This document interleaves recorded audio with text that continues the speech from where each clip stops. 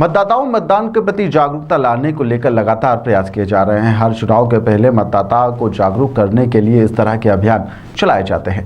इसी कड़ी में लोकसभा चुनाव के पहले मतदाताओं को मतदान के लिए जागरूक करने के लिए जागरूकता अभियान फिर से शुरू हो गए हैं, जहां पर मतदाता प्रतिशत बढ़ाने को लेकर जोर दिया जा रहा है। पिछली बार विधानसभा चुनाव में मतदाता का जो प्रतिशत था वह बड़ा था और उसी को देखते हुए लोकसभा चुनाव में भी यह प्रतिशत और भी बढ़ाने के प्रयास किए जा रहे हैं। इसी के चलते आज स्मार्ट सिटी के सीईओ दिव्यांग सिंह ने रहवासी संगठनों के साथ में एक बैठक की, जिसमें किसी भी प्रकार से मतदाता को और जागरूक किया जा सकता है, इसको लेकर सभी से चर्चा की गई, जिसमें रहवासी संगठन ने अपने अपने क्षेत्र में होने वाली परेशानियों के साथ ही नए नवाचारों को लेकर सुझाव भी दिए हैं। लोकतंत्र में अपनी पूर्ण आस्था रखते हुए कि हम अपने देश की लोकतांत्रिक परंपराओं की मर्यादा को आज मतदाता जागरूकता अभियान जो स्वीप हम लोग जिला प्रशासन, स्मार्ट सिटी और नगर निगम चला रहा है, उसके तहत में रहवासी संघों की बैठक की गई थी।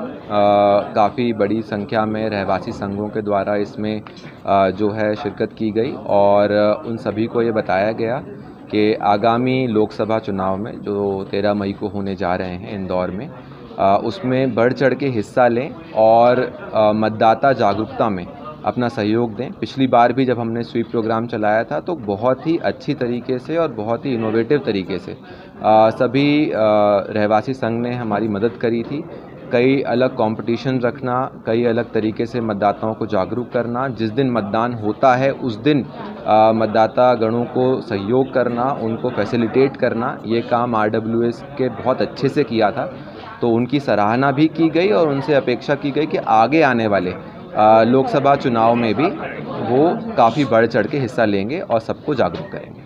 सर, बहुत सारे जो फीडबैक है वो आए हैं जो रहवासी संघ की तरफ से, कुछ परेशानियां भी बताई हैं उन्होंने। क्या क्या फीडबैक आए हैं और क्या परेशानियां बताई? कुछ फीडबैक ज़रूर पिछली बार के चुनाव से आए हैं। उनका ये कहना था कि क्योंकि ज़्यादा जनसंख्या घनत्व का इलाका है तो एक ही बिल्डिंग में बहुत सारे मतदान केंद्र बन जाते हैं। उसमें जो मतदाता आते हैं वो काफ़ी कन्फ्यूजन की स्थिति में रहते हैं कि किस केंद्र में उनको जाना है, तो एक वहाँ पे कोई हेल्पिंग हैंड उनको हो जाएगा तो इजी रहेगा। उसी को मद्देनज़र रखते हुए हम लोग एक मार्गदर्शन ऐप भी बनाने जा रहे हैं, जिसमें सारी मतदान केंद्रों की जानकारी रहेगी। कोई भी मतदाता उसमें जाके अपने मतदान केंद्र की जानकारी, BLO की जानकारी, ARO की जानकारी, वहाँ पे जो शासकीय सेवक पदस्थ हैं उनकी जानकारी ले पाएगा।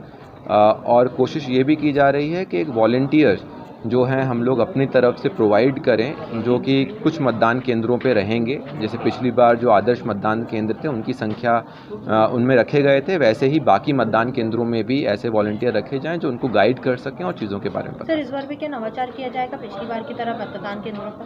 हाँ, इस बार भी किया जा रहा है। आइडियल जो मतदान केंद्र हैं, जो आदर्श मतदान केंद्र हैं, वो भी इस बार बनाए जाएंगे।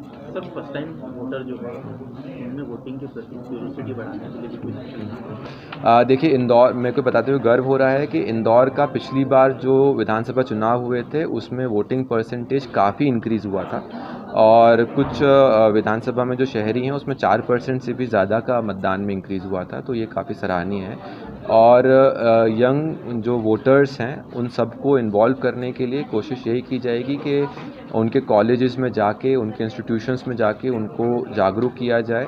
कोचिंग इंस्टीट्यूशन से बात हो रही है ताकि वो भी इसके अंदर इन्वॉल्व रहें।